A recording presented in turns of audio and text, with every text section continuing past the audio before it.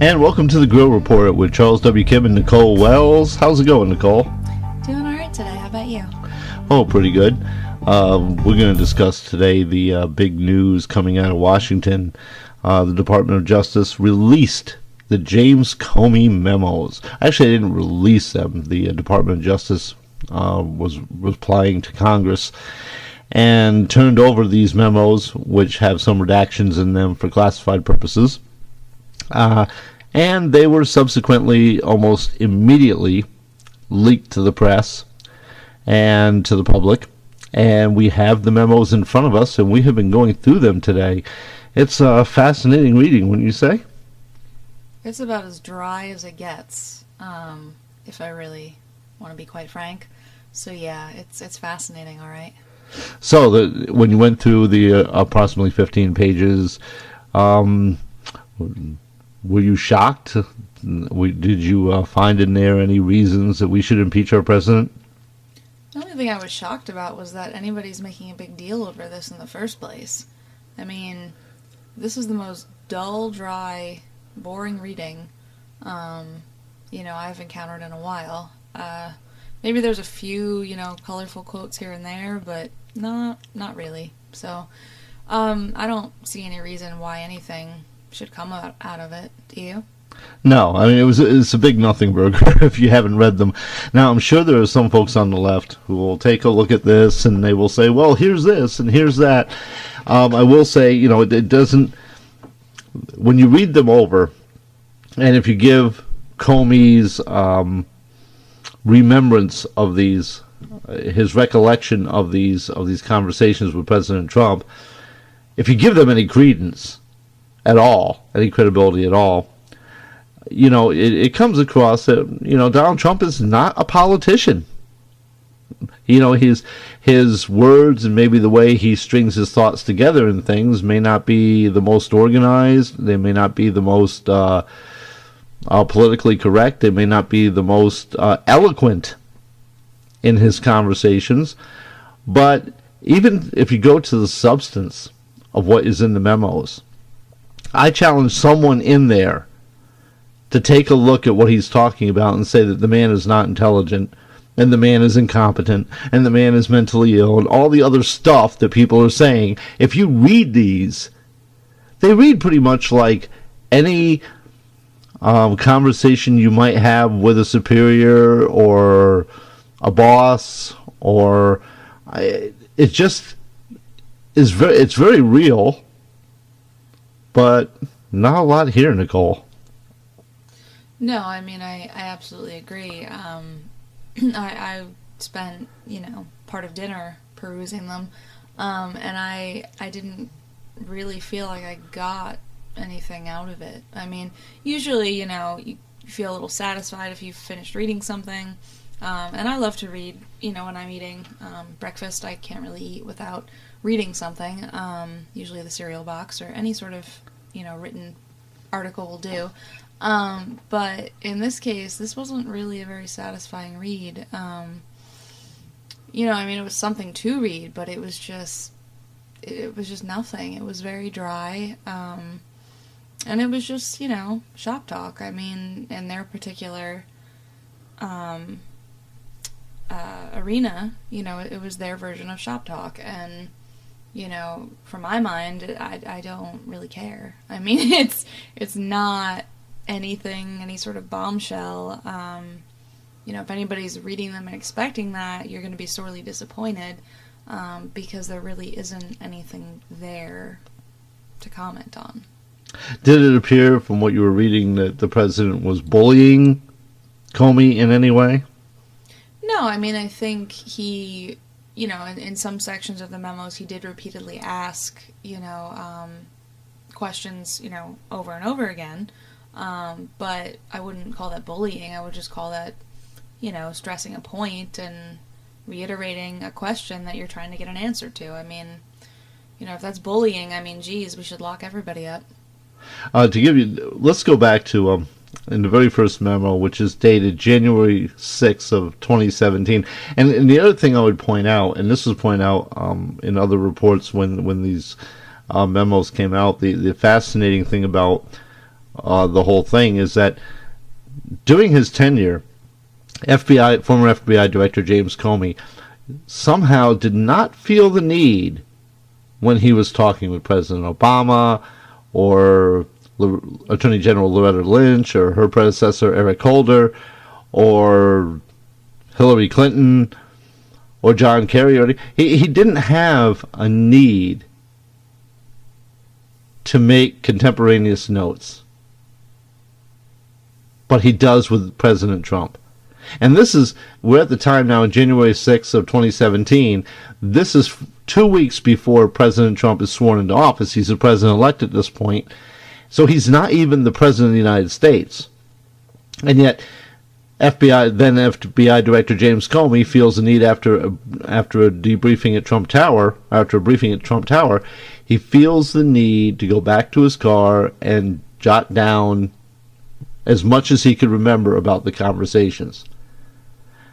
And that just strikes me as a little odd. If you were that kind of person who did those things, then where are the memos for his conversations with President Obama? Where are the memos with his conversations with Attorney General Loretta Lynch? He recounts in his book, in Comey's book, he recounts how uncomfortable he felt when Lynch pressed him that the Clinton investigation should not be called an investigation, but rather a matter. And in his book, Comey actually cops to, he thought, as probably 98% of the other pundits and pollsters did, that he'd be looking at a President Hillary Clinton. So then the question begs is that, especially if he felt he was in a difficult position regarding the Clinton investigation, wouldn't that even be more of a reason for him to take notes than what was going on with President-elect Trump? What do you think, Nicole?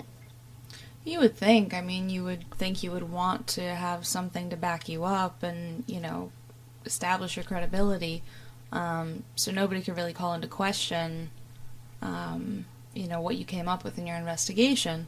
So you would think that would be, if that was his practice, as he has said it is, you would think that he would have done that, following any sort of meetings regarding the Clinton investigation.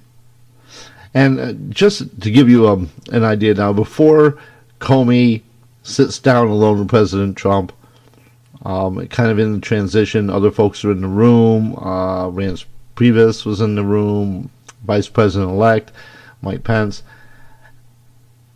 Before that, or right during that transition where they were leaving the room, Comey recounts, and this is from the memo, quote, after others left the room, we sat at the table. He, President Trump, began by telling me that I had one heck of a year, but that I had, endured myself or conducted himself honorably and had great reputation. He said, and this is Comey talking, I was repeatedly put in impossible positions. He said something saved her, and then they hated you for what you did later. But what choice did you have? He said he thought very highly of me,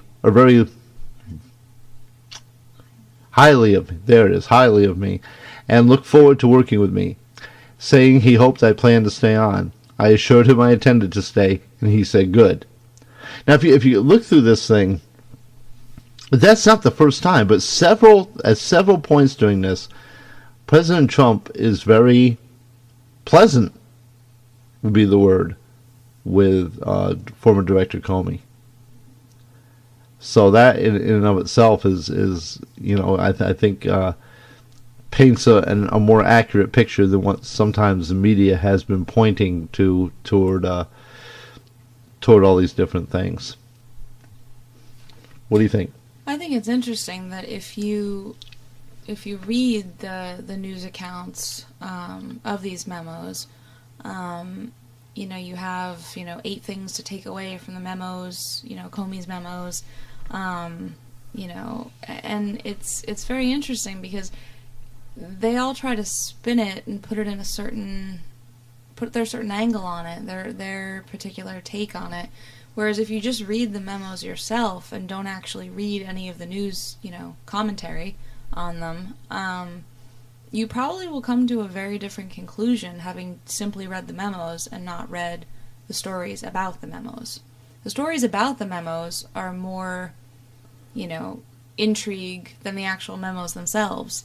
But, trying to sell stories, why wouldn't they be? So you gotta spin it in a certain degree, if you're a reporter these days, to try and get your ratings. So I think that people, should avoid news coverage of the memos, and they should just read the memos themselves, and then if they're going to watch any news coverage or read any news coverage about them, then they should do it after they've actually read the memos, because there's nothing really in there. I mean, they're pretty boring, quite honestly. So, and we are including a link in our posts with this podcast, with the link to where you can directly get the PDF files of these memos, and you can read them, download them, read them yourself, and form your own opinion. The second one was after President Trump was inaugurated on January 28th. He had a dinner with Comey, and most of this, Comey basically says that President Trump was basically all over the place in the things that he talked about. He would talk about something, leave that subject, and then come back to it a while later, and things like that.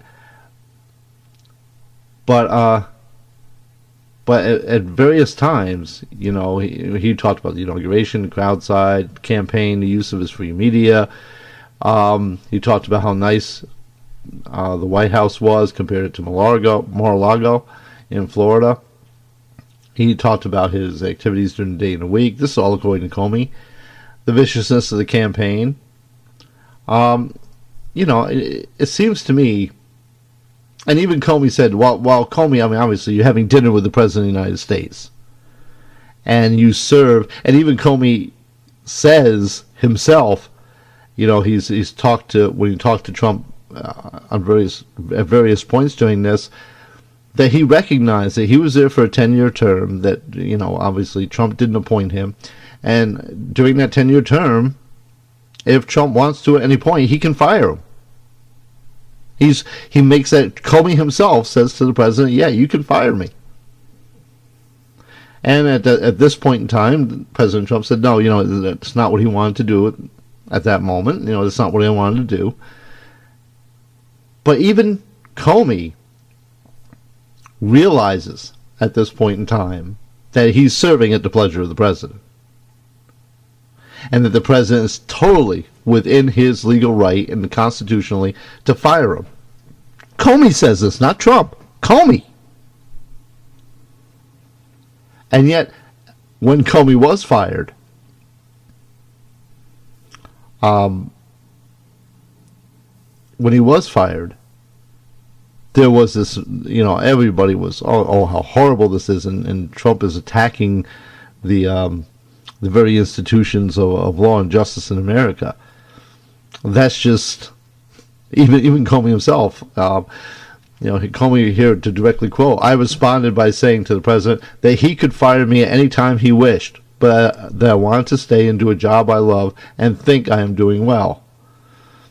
And so, now as far as that apparently a couple times during this dinner conversation, Donald Trump asked, actually Comey brings it up, that he was, quote, reliable, not politically, but that he would advise the president as best he could, for the good of the country. So later on, this is the famous thing about, where Trump is supposedly asking him for his loyalty. And the way he phrased it is that President Trump replied that he needed loyalty and expected loyalty. And then he talked about the conversation going into a different direction and things like that. But he says that later on, that even Comey at the time took it to mean, loyalty to the country, loyalty to advise the office of the president well.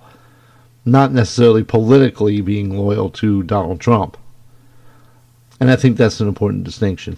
I think it's a necessary distinction. One is vastly different from the other. One carries,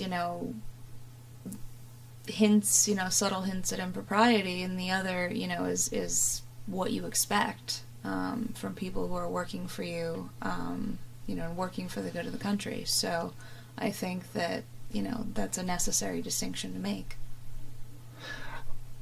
And another point for those who say somehow that President Trump is incompetent or whatever, even Comey admits when they were discussing the email scandal and the two announcements that Comey made, once when he came out with the results of the investigation saying they were not going to charge Clinton, and later on when he came out saying they were going to open it up again, when the emails were found from Uma Abedin on her husband Anthony Weiner's computer, the way Comey puts it out there is he, President Trump, knew the sequence of events extremely well, breaking them down in his lexicon into Comey 1, Comey 2, and Comey 3 developments, and he talked through how he saw each played out during the campaign in great detail. That doesn't exactly sound like someone who doesn't know what they're doing. No, that sounds like someone who's used to analyzing situations, seeing how they play out, and seeing how exactly he's going to insert himself into those situations. You kind of have to have a strategy if you're going to be doing that. So you're going to be analyzing the situation and taking mental notes and, seeing how things play out. Now, at another point, and this again is based on what Comey's memos, that's what we're talking about today here on the Grill Report. We're talking about Andrew McCabe, who is at this point, or soon to be, he's the number 2 guy at the FBI. And Trump asks Comey whether McCabe has any axe to grind against him, because Trump admits, I was pretty rough on him and his wife during the campaign. And that's because McCabe's wife took some money for her election campaign from the Democrats. And Comey backs Andrew McCabe up and says, I explained that Andy was a true professional and had no problem at all. And then he tried to explain, well, FBI people, we keep our politics, outside the door, basically. So that gives you an idea of someone, and this is the kind of the crux that a lot of folks on the left and a lot of congressional representatives and Maxine Waters, impeach 45. This is supposedly their smoking gun. This is their smoking gun to remove a duly elected president of the United States because he is not from the same world that they are. He does not have the same ideology as they do. It's a coup d'etat. It's a peaceful coup. This is their smoking gun. And here's a really fascinating thing if you read this. And again, this is they're talking about the Steele dossier and the salacious allegations in there about Trump having hookers in the room and all that stuff, which I won't go into in any further detail than that.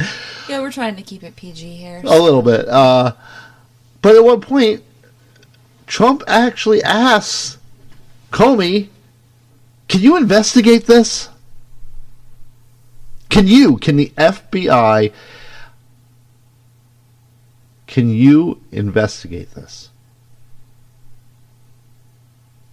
Because he says it's not true. Can you investigate the whole? He said he thought he should ask me to investigate the whole thing to prove it was a lie. I replied that was up to him, but I wouldn't want to create a narrative that we were investigating him, because we are not, and I worried such a thing would be misconstrued. So this is when he had dinner with the president as of January 28th, 2017, 8 days into the Trump administration, Director Comey comes outside of this meeting and he writes down these notes, and this is what he's saying. This is his mind at that time. I replied that an investigation of the Steele dossier was up to him, but I wouldn't want to create a narrative that we were investigating President Trump, because we are not. The director of the FBI, January 28th, 2017, we are not investigating President Trump.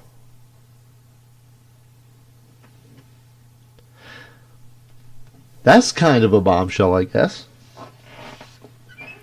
Well, only in the sense that if you listen to, mainstream media reports, every other day we're supposedly investigating the Trump administration for this, that, and the other thing. So it comes probably as something of a shock to most, ordinary Americans that, if they're sitting in the coffee shop and the TV's on, you see the little scrolling ticker underneath, probably comes as something of a shock that Comey was not investigating Trump, because the narrative is that Trump's always been under investigation from day one, and that, there's, collusion with Russia, and there's this, that, and the other thing. So most ordinary Americans probably do find this, somewhat shocking, because that's not the narrative. And, and to put this, even into more of a perspective, you have to realize that the 98% of people that thought that Hillary Clinton was going to be the President of the United States, they are not 98% of the population of the country. If you had been paying attention, no matter what side of the aisle you're on, since 2011, it was obvious, folks, that Donald Trump was going to make a good run. If he decided to run, that he would make a very good run, and that he had a groundswell of support behind him. Nobody understood how much. But all you had to do was follow his tweets after The Celebrity Apprentice and see hundreds of people every Sunday night tweeting him saying, "Please, Mr. Trump, run." This was in plain sight. But here you have the director of the FBI, and I'm sure he's not the only one. I'm sure other folks in Congress and positions of power throughout the Beltway, they were so convinced that Hillary was going to win that they were looking at kind of neutralizing or dampening down the Clinton meeting on the tarmac with Bill Clinton. And Bill Clinton, yeah, he goes to the Attorney General, who's investigating his wife, by the by. And they're going to talk about grandkids. And golf. Don't forget the golf. Yeah, golf. Mm-hmm. That's really big. That's too. Really big, golf. It's always been a great pursuit of Mr. Clinton's. Yeah, I'm sure it has. Yep. And then trying to cover up that meeting and minimize it. And yet you don't see Comey.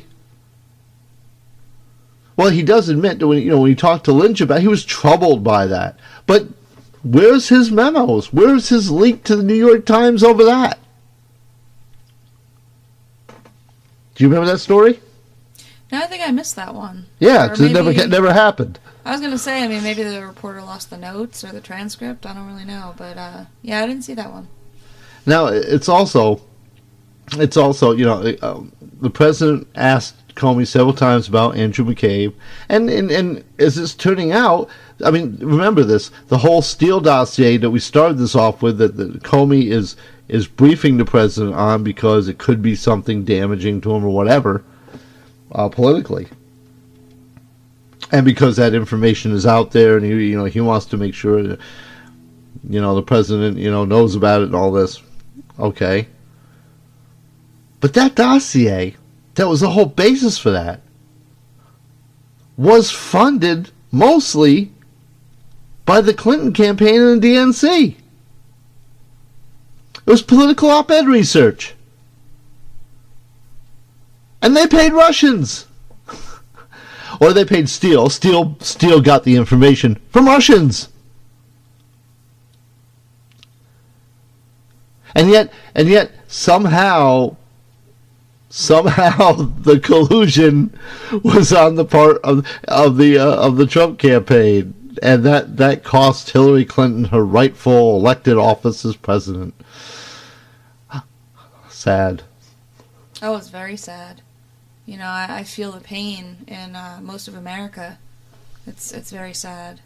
I think it's really mainly felt in the East Coast, and maybe, you know, a little bit on the West Coast. But the West Coast, you know, according to what I've been seeing, you know, in the various news reports lately, the West Coast, you know, California, a lot of pockets in California are getting really fed up with being, you know, afraid for their lives in their own homes because of the illegal immigrants coming over the border from Mexico. So maybe at the time, you know, the West Coast was solid in terms of support. I don't know so much now. We'll have to see when the midterms come up. But yeah, I think really only on the coasts. I mean, I think mainly in, you know, flyover. Yeah, like the middle of America, you know, the heartland. I don't really think they were feeling the pain.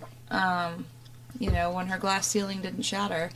And well, there's a book that is coming out, and there are pieces of it that have already come out to the media, and I just saw it today. It's by a New York Times reporter who's covering the campaign, Amy, I forget her last name, but she's reporting in the book that on election night, Robbie Mook was given the unenviable task by the head of, you know, the executive level of the campaign to go down the hall of the hotel and break the news to Secretary Clinton that there was no way she was going to win.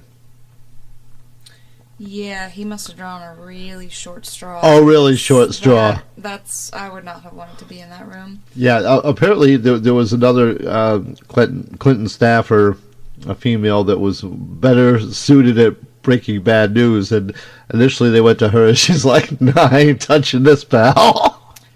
Yeah, you're kind of on your own, buddy. Good luck. But one of the things, so he did go down and tell Secretary Clinton, and one of the things Clinton reportedly said was something to the effect of, they were going to never elect me anyway. They were never going to let me win. Meaning the people of this country. And I think that also speaks a lot about her character. And I guess the bitterness immediately that came to the surface was against the electorate. The people she supposedly wanted to serve was the first victim of her bitterness and venom at losing. I don't think there was any question about serving. I mean, it was more like she would have been panderer in chief. You know, when you're walking around and you're trying to be all things to all people, it rarely works out. You know, people like that generally don't do well, because if you're trying to please everyone, you're going to end up pleasing no one. You know, because everyone's just going to see you as, you know, insincere and disingenuous. So no, I mean, I think that, you know, she was pretty right on with that quote, and for good reason, that, you know, she wasn't going to be elected because, you know, she doesn't have the sentiment that the people were looking for. And really, unfortunately for, you know, candidates who think that, you know, they're up on a pedestal, you know, elitist candidates, it's not about you. You know, you're sent there by the people to do a job, you know, and if you don't have the will, the headwinds of the people, you know, guiding you, then you're not going to get very far. You know, if you're trying to push an agenda that they don't want or they don't need, they don't feel it is in their best interest, they're not going to support you. And I think that elitist candidates such as Hillary Clinton tend to forget that. and they want to force, whatever it is they think is best for everyone on everyone.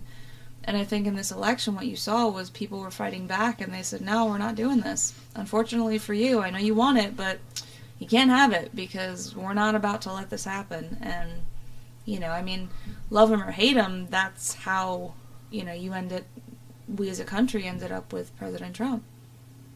Very true. Very true. And now, here's something else. Okay? The day these memos have come out, and of course this is, the huge news coverage of this. I don't know how many segments in a 24-hour news cycle you can do on this, because I'd get tired of it after, 10 minutes at most. But there's a little news story today, Nicole. There's a very little news story. And what was that? A very little news story. Despite the things coming out from Comey's book, the memos, and this book about Hillary Clinton, and the election. Today, it was reported that Kim Jong-un in North Korea, for the first time ever, has established a telephone hotline with the leadership of South Korea.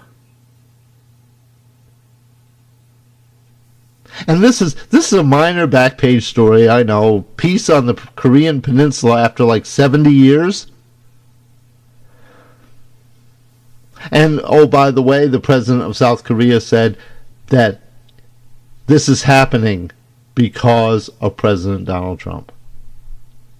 We can't focus on that story, silly. We have bigger fish to fry. Yeah, peace in our time. What kind of... that's not a sexy news story, is it? That includes, these memos, because these are clearly what we should be focusing on. I don't know about you, but this is where my money's at, and we should be focusing on these dry, non-titillating memos instead of denuclearization and peace on the Korean Peninsula. We got to get our priorities straight. Yeah, I'm sorry. I will never fall into such small news again. While we're discussing the big issues that really matter to the lives of the citizens of the United States of America every day. God, get with the program, man. Come on. I'm sorry. Come on. I'm sorry. You got to do better. But seriously, and by the way, yes, this is a snarky show. We both admit to that. There's a lot of snark on the show, and we'll also have a link in there where you can pick up our newest T-shirt, which is hashtag The Snark Is Real, and we have that available from Zazzle that you can pick up and have one of your very own. I love snark. It's like a cuddly little teddy bear. We may come up with a design for what one looks like. I think the snark should have a face, don't you? I think so. I think that the snark might look vaguely like Nessie, but I'm not sure yet. It hasn't quite materialized. But when it does, we will update the t-shirt design. Right now, it's just hashtag the snark is real. But, for now, that's what it's going to stay at. But don't worry, eventually, the snark will have an actual material, physical shape. And I'll tell you what, why don't you tweet to us or email us, and we are at The Grill Report. Oh, excuse me, at The Grill Radio. At The Grill Radio is our Twitter handle. Our tweeter handle. I call it the tweeter. Well, that's Nicole's over here pounding on me because she is the one running the Twitter and social media campaign. Well, somebody has to, because geez, coming up with telling people to go to the wrong Twitter handles. What's wrong with you? Get with the program. But why don't you respond to us, tweet to us, message us, and what do you think we should call snark when it does develop into this visualization? What should we name the snark? No, the snark is just the snark. No, it can't have a nickname. No. Snarky. Snarky. It's like Nessie, but snarky, okay? Well, we'll see. Maybe our readers will come up with something even more snarky. Well, they might, but, We'll take a chance. The snark appeared to me first, so... The snark appeared to you? You know what Joy Behar on The View said about Vice President Pence when he said that God and Jesus were talking to him, right? Well, I don't listen to what that loony redhead says anyway, so... Yeah, but you're talking about the snark appearing to you. Well, it it does on a routine basis. I mean, everything that comes out of my mouth is guided by the snark. So, you know. You gotta have fun. You gotta have fun here, folks. So yeah, but on a serious note, you know, peace in our time in the Korean Peninsula, and Kim Jong-un talking about denuclearization and sitting down and bringing that war-torn peninsula together after almost a century, the majority of a century. Well, just to think what it would mean to those families that, you know, we're torn apart, and you have some family members, you know, living in South Korea, some family members living in North Korea. You know, you have the potential to reunite, you know, untold numbers of families, and to see, you know, your family members after all this time, that's got to be pretty powerful. So hopefully, you know, things continue to move in the right direction, and you can have reunions like that sometime in the near future. And also the economic, you know, advantage to North Korea to coming into the fold of the peaceful community of nations. Their people can finally eat. And I mean, it's going to take compromise. It's going to take some work. And you know, as President Trump says, he's so fond of saying, "We'll see what happens." Well, it's all you can do. I mean, you can't sit here and prognosticate and say, you know, on such and such date, you know, this will happen. I just pulled out my crystal ball and took a look. You know, that it doesn't work that way. You know, you're dealing with different countries, different agendas, different leaders, you know, and leadership styles. And, you know, you have to always recognize that things are constantly in motion, things are constantly in a state of flux, and it could go one way, it could go another, but, you know, you just kind of have to see where it goes. Nothing is determined. But it's really something that the president of South Korea said that, you know, this was happening because of President Trump. Well, I mean, if you can't get your positive press within your own country, at least you're getting it somewhere, you know? Yeah, I mean, I think the rest of the world is seeing. I mean, just a couple things. You have this going on in Korea, and in Israel, you have the United States finally putting their embassy in Jerusalem and recognizing Jerusalem as the capital of Israel. I mean, now there are issues. You know, there are issues in Israel with the Palestinians. There are some very solid issues there that need to be looked at.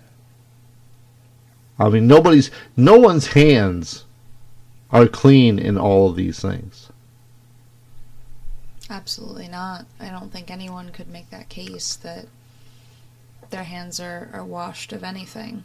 I mean, and this goes back to the whole thing with Comey and the president and these memos. You know, it's not like President Trump was meant to be the Messiah.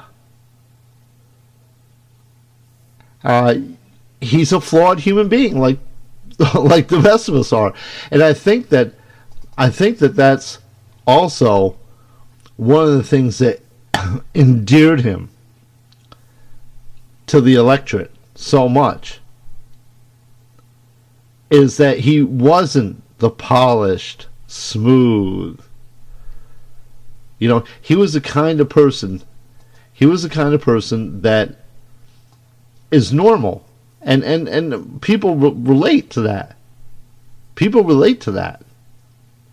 And now here's Karen Vaughn.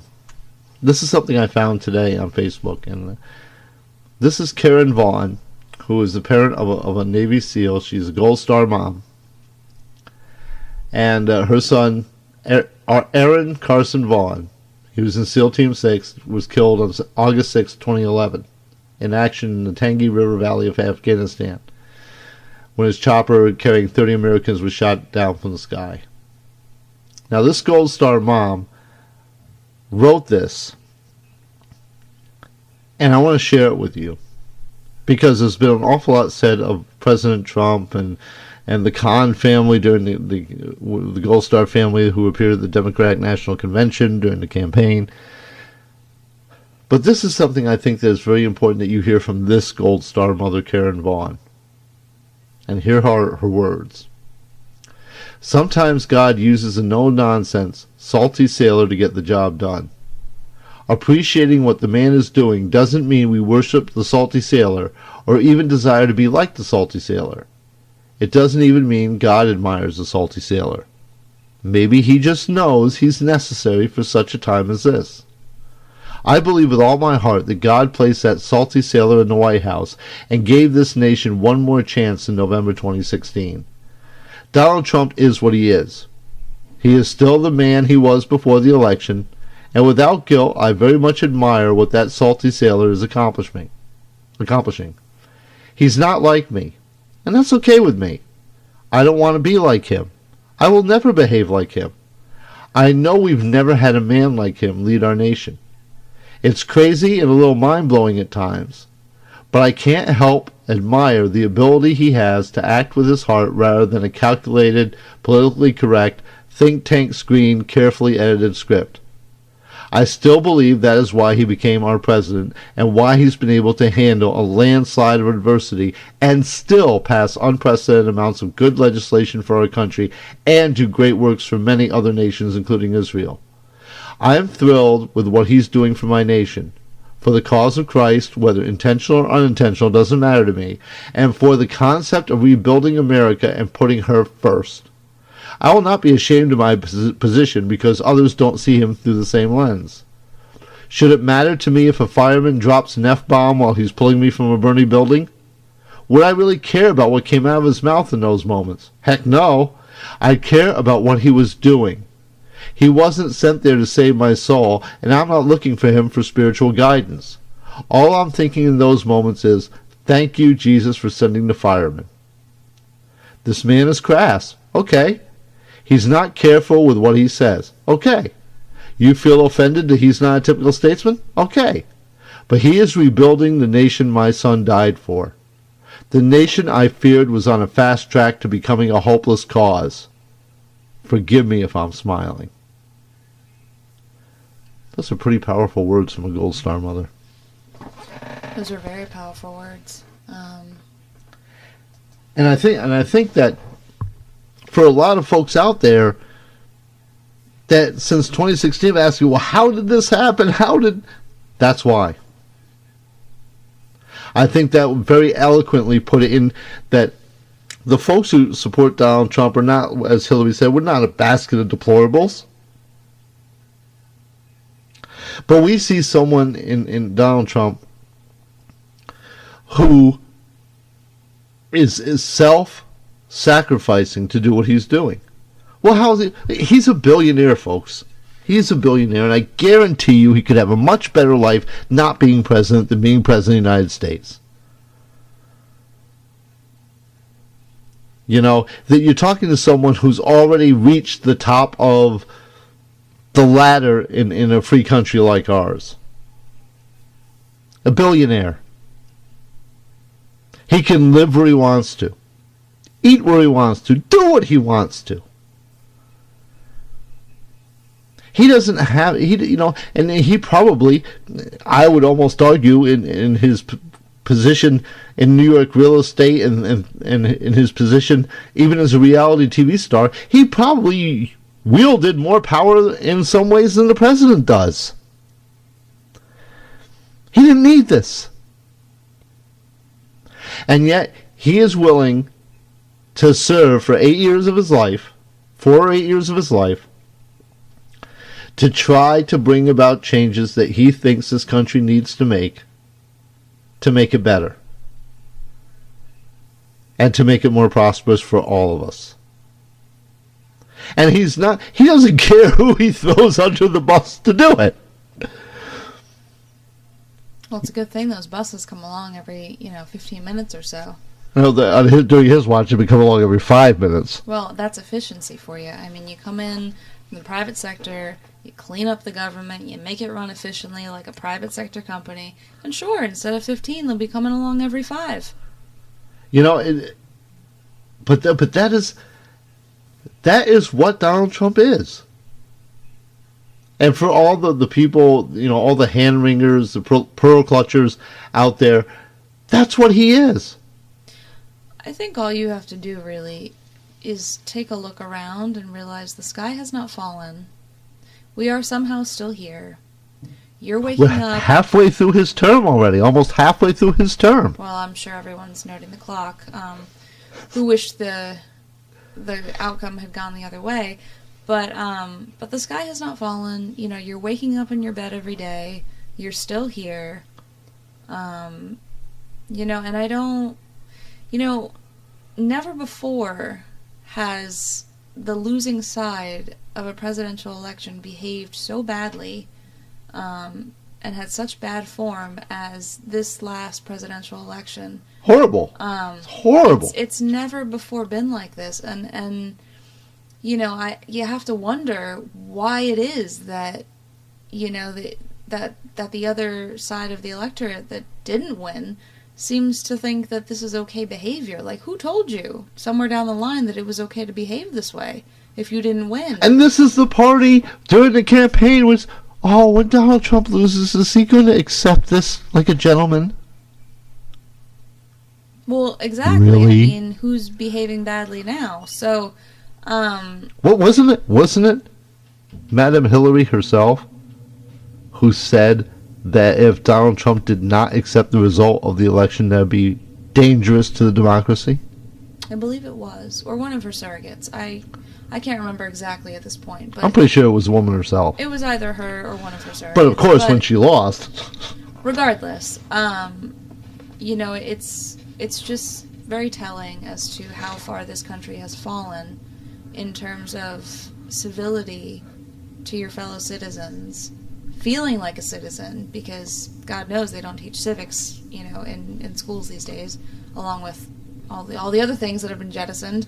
But feeling like a citizen has been totally and completely done away with. There used to be civility in this country. We used to be kind to each other. It used to be country first. And I think that the reason why Donald Trump resonated so well with a large part of the electorate, enough to put him in the White House, is because he comes from that time. He is of that time, he is of that age that he can remember the America in which people were civil to each other, in which if you lost, oh well, get on with your life, move on, you have your chance in another 4 years to advance whatever candidate you'd like to. But for now, this is the president, everyone get behind him, and continue down the road. So I think that he resonated because he remembers that time in American history when people were Americans first, and not just, liberals, conservatives, Republicans, Democrats. Insert identity group here. Whatever label you would like to put in. I think that's what propelled him in the public consciousness. Yeah, this would be a very good point, because I know that you were checking out a news report today coming out of Duke University. I think this would be a very good place for us to discuss that briefly. As I'm fond of saying, we tangentially discuss issues, so this is very tangential, and we will get back to the memos in a moment. Well, we're pretty much, I'm pretty much done with the memos, I mean. Well, as I said, 10 minutes or less, but I'm sure we will hear much more about them in mainstream media over the next coming weeks. Yeah, you will hear that this is a smoking gun, and that this is the president's downfall again. Well, every American, I think, will be able to parse the entirety of the memos, redacted or not, 2 months from now, because they will be replayed, endlessly, ad nauseum. But back to Duke. So there was a story that I happened to see on Twitter today, and it just blew my mind. Because I have to wonder where these people come from. Were they hatched? I wonder where exactly. Depends on the gender identity of their mothers, I guess. Listen, there are two genders. Anyone that tells you otherwise is selling something. But there's lots of money to be made in that arena. But no, there's a story out of Duke where this group hijacked not literally hijacked, but crashed. They crashed an alumni event, and were demanding that the administration of the school adhere to their manifesto of what they think how the school should be conducted and how they want things to be run. And according to the story, apparently people at this alumni event, a lot of them were booing them, they were yelling things at them, and they were turning their backs on them. And these students who crashed this event, couldn't understand why the people whose event it was were not being dealt with, and they were. And then they went on to say that they felt that they were the victims because the school was threatening disciplinary action against them. Having, the administration apparently was informed that this was going to happen, and they advised these students not to participate in this, not to do this, and they went ahead and did it anyway. Well, I mean, I don't know where you come from, but where I come from, if you're told not to do something and you do it anyway, you probably should expect some, consequences. I know it's hard to say these days because consequences are not, warm and fuzzy, and, you can't cuddle with them as you go to sleep with your puppy or your kitten for comfort. But, you should expect consequences if you do things like this. And then you cannot claim that you are the victims. You were the ones who went in and disrupted an event. It's not your event. If you want to have an event where you want to sit there and demand change at your school, that's fine. But don't crash someone else's event and then claim that you're the victim and, boo-hoo, your feelings were hurt because people were yelling things at you and booing you. I mean, get a grip. How old are you? This is not, you're 5 years old and you can have some meltdown and temper tantrum because you don't get your own way. Grow up. You're supposed to be adults. I mean, I know you've been coddled your entire lives, all the way up through college, and, mommy and daddy probably did a lot to get you in, but, and paid your tuition all the way. But get a grip on things. I mean, I could not fathom how they could not see that. It was just astonishing, and it just blew my mind that these are, supposedly, the future leaders of America. America, I think you should be scared, because I am. I mean, and I'm a member of this generation. They're probably maybe, a good 5 to 10 years younger than me, but I'm terrified. I mean, if these are the people that are going to be running things, good Lord, how is anything going to get done? Because nobody's going to accept blame or responsibility or, expect consequences for anything they do. Nothing gets done in a society like that. I mean, if that's the gospel that they're preaching, I really think that one needs to be redacted completely. Well, what do you expect from, a group of, a generation where the young people, when they protest, feel the need to cover their faces? They feel so strongly for the cause that they're believing in that they have to cover their faces with handkerchiefs and things. Let me tell you something. I grew up in the 70s during the Vietnam War protests. And people didn't cover their faces. They were proud to stand up there and let people see who they were that were opposing the war. Not so much now with Antifa. No, absolutely not, because, they're afraid of letting mommy or daddy at home see them on the news, throwing a chair through a window or torching a car. And then they're going to call them up and say, what the hell is going on over there at that school? Maybe I should stop paying your tuition. And then the free ride and the gravy train is over, so... Well, they're scared they may not get a job because nobody's going to want to hire a terrorist. A protester. Well, and, but if you feel so strongly for your cause, if you feel so... The people in the civil rights movement would be absolutely appalled. Should be appalled. This is not a movement like that. This is not the anti-war protests of Vietnam. Those people let people see who they were. They marched arm in arm. They got beat on a lot of times. They got taken to jail. But the aim of the protest was peaceful. And the folks taking part in it knew by taking part in it there may be consequences, and they were willing to stand up and accept, big difference, accept the consequences for what they were doing. And as the story in Duke shows, I mean, now the protesters are the victims. Well, what do you expect? I mean, the whole narrative these days is about cultivating a culture of victimhood. Everyone's a victim for some reason or other. I mean, the list is endless as to how you could possibly be a victim. I mean, pretty sure there's a college course somewhere, How to Be a Victim 101.